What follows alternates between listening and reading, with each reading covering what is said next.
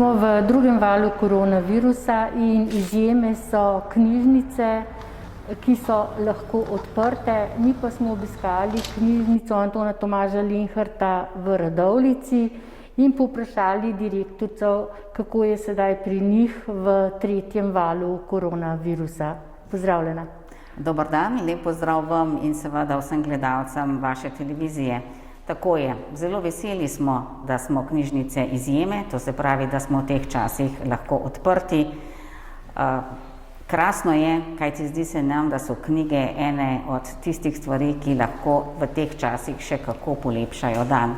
Kar se tiče naših knjižnic, smo odprti po normalnem urniku, odprte so vse enote, tako da kdorkoli si želi karkoli, to se pravi knjige, revije, časopise, DVD-je, lahko pride, si jih izbere, izposodi in odnese domov. Vi dajete velik poudarek samemu branju, pomenu branja. Za slehernega izmed nas, še posebej pa za otroke in šoloobvezne. Tako je. Nam se zdi bralna pismenost zelo pomembna zadeva.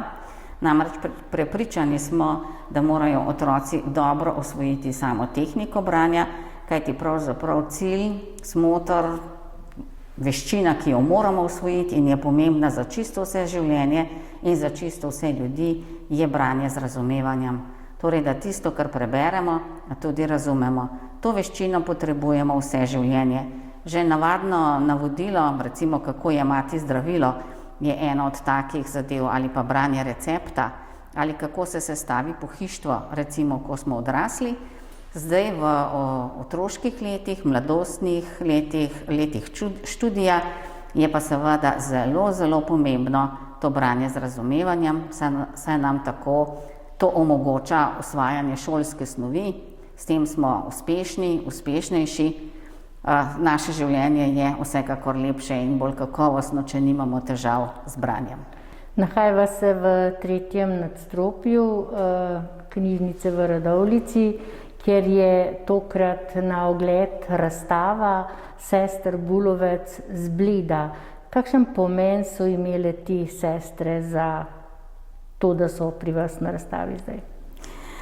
Tako je.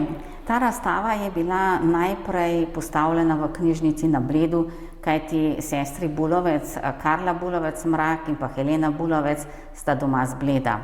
Vsak september namreč v Gorenjski knjižnici obeležujemo domoznanski september, to se pravi predstavljamo posamezne avtorje, dogodke, kraje, ljudi, kjer jih pokrivamo. Sestri Bulovec sta imeli prav posebno usodo, rodili sta se na začetku prejšnjega stoletja, bolj znana je Karla Bulovec Mrak, slovenska kiparka in slikarka.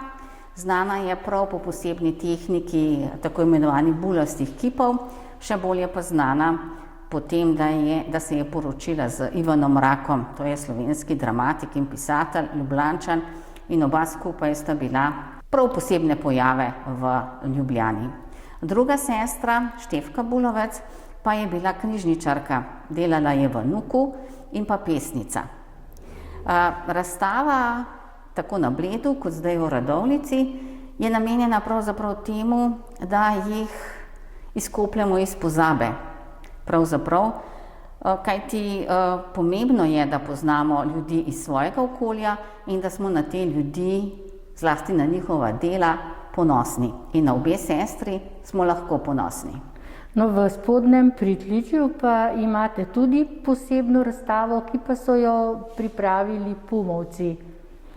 Tako je, razstava je prav posrečena, človek se ob idejah, ustvarjalnosti teh mladih ljudi prav nasmeje.